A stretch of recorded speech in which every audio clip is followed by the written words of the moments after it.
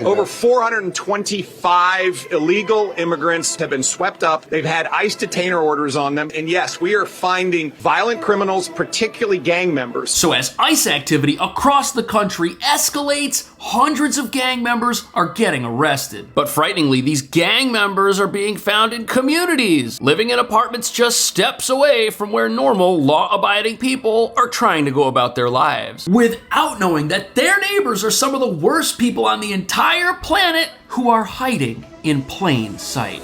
We are there as heavily armed agents use flashbangs to get inside, leading the suspect out in cuffs, loading him into a waiting patrol car. Multiple agencies on the ground right now. The FBI, the DEA, the ATF. You can see the agents inside right now. Armed agents seen through a window making another arrest. Dramatic video showing U.S. Immigration and Customs Enforcement agents arresting 21-year-old Ander Cortez Mendez in Falls Church, Virginia on April 2nd. The MS-13 is probably the most unique gang in that their purpose is to be the biggest, baddest gang in the world. With the MS-13, the violence is because they want to be known as the biggest gang and the most violent gang. We were able to pick up one of the top 3 members of MS-13. And as you saw yesterday, the charges from the Department of Justice were dropped so that person could be deported. That's why you dropped him. And get out of this country. There is that likelihood that these families could be set free. There is consequences, and we're giving him time to leave these children with someone else.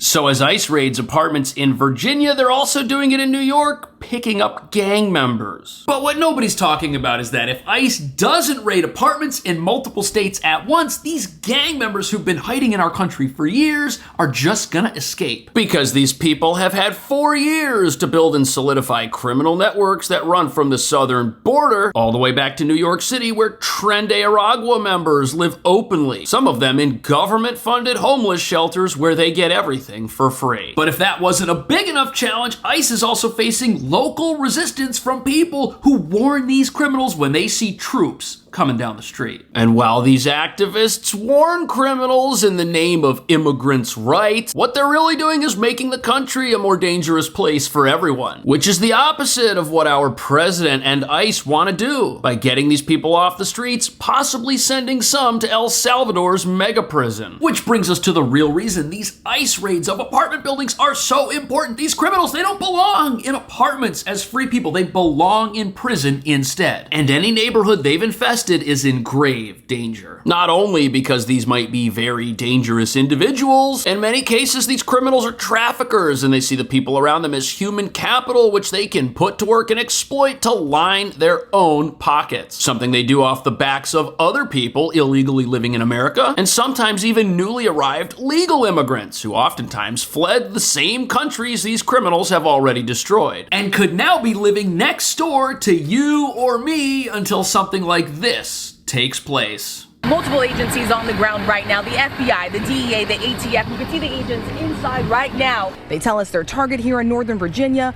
a Guatemalan man in the country illegally with a criminal record. ICE has over 7 million active cases in this country right now. That's a lot of criminals who could be in your backyard or mine. And since they're living lives of crime, they import trouble to their very own neighborhoods, which is a problem for everyone in this country. But as you're about to see, ICE is thankfully stepping in and putting a stop to this. For now. And we are now rolling. ICE agents say the subject of the investigation today, a known member of the 18th Street gang. We are there as heavily armed agents, guns drawn, use flashbangs to get inside, leading the suspect out in cuffs, loading him into a waiting patrol car. Look at where this guy was. They found him in an apartment building. Here he is coming out of the front door of a community that's got other people living in it too. This is incredibly dangerous. And this gang member was one of over 400 people arrested by ICE in Virginia. And we keep hearing from progressive advocates how sanctuary city laws and illegal immigration make communities safer and better, but this guy wasn't doing any of that. On top of that, we aren't just after one gang in America right now. We've got criminals from all over the world infesting our country. MS-13, Tren de Aragua, plus numerous cartel operatives connected to smuggling groups who are here checking up on those who owe them money. And the problem with all of these criminals is that once they get into our country, they do the exact same thing and they expand. as quickly as possible. That violence brought on by MS-13 has left a deep mark in Suffolk County on New York's Long Island. It's extremely concerning. Also concerning is where MS-13 gang members are looking for new recruits. They're going into the schools and they're recruiting the kids. They will try to recruit young gang members, and they will start to try to enforce those rules that we spoke about, at the earliest opportunity. You know, the craziest thing about this is that whenever we think about illegal immigration, there's always people who say, oh, it's humane to let people come into the country illegally because you've got women, you've got children. But what about the children that go to these schools that are now infested with gang members who are trying to recruit them? How come we never hear about how the humane thing to do is to protect people that are living in this country just trying to go to school? Why do they have to worry about coming into contact with gang members? Why is that humane? We keep hearing about how closing the border is the wrong thing to do, but the reality is an open border brings criminals into our country. And they don't just target families and children inside of our country or at our schools. No, as you're about to see, they're also exploiting people who may not even be part of their family at all. But amid this push, thorny questions emerge, as we see on the second raid of the morning.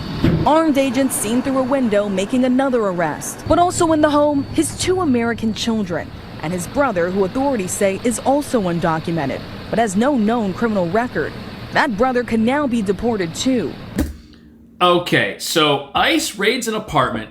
They find somebody who's a criminal. And who do they find in there? They find another man who's his brother, and they find 2 children. Where is the mother of these children? Also, this is very important too. That brother that has no criminal history, well, he illegally entered America and decided to live in the same home as a criminal. What's he doing there? Why has he chosen to live with his gang member brother instead of getting a home somewhere else and living a normal, peaceful life? Obviously, something doesn't add up here, and we all know that bad company corrupts good morals. And this man who entered the country illegally decided for some reason that his best bet was to live with his brother, who he knew was a criminal. And although this is a textbook collateral arrest of someone who's committed the crime of entering the country illegally and may be conspiring with the wrong people, advocates all across our country lose their minds when arrests like this take place. There is that likelihood that these families could be separated. There is consequences, and we're giving him time to leave these children with someone else.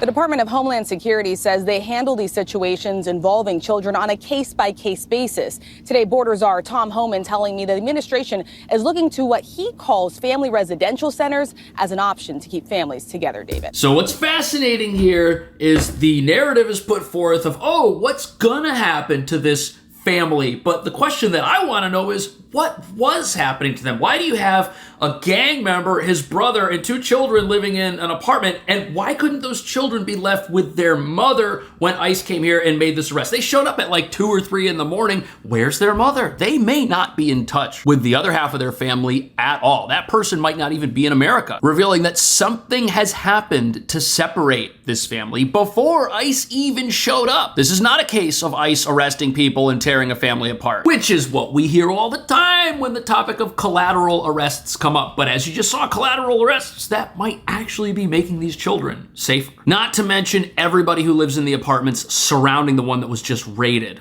But taking down gang members in apartments, that's not how ICE wants to do business. Rather, agents are forced to do this when local sanctuary cities or progressive judges release criminals before ICE can pick them up. Something we're told makes sanctuary cities safer somehow than normal cities, but actually just puts everyone in danger. That man right there, he's being searched. He has handcuffs on right now, and they're going to take them into their possession and process him for deportation.